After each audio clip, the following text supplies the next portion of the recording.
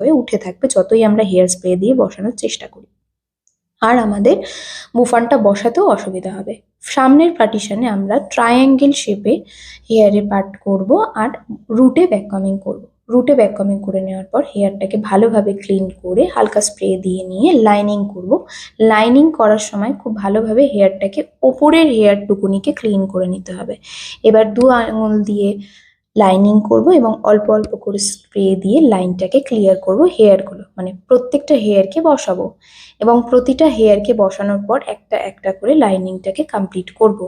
আর মনে রাখতে হবে দুদিকের আমরা যতটাই হেয়ার নেব, মানে দুদিকের আমরা হেয়ার যতটা নেব লাইনিংও যেন ততটাই হয়। মানে এই সাইডের হেয়ারে যদি লাইনিং 6টা হয় তাহলে ওই সাইডের হেয়ারেও লাইনিং 6টা দিতে হবে, নাহলে হেয়ারটা দেখতে অন্যরকম লাগবে। আর একটা জিনিস সেটা হচ্ছে গিয়ে আমাদের এই লাইনিং করার সময় আমাদের হেয়ার আপ অ্যান্ড ডাউন হয়ে যায়, এটাকে ফলো রেখে কাজ করতে হবে।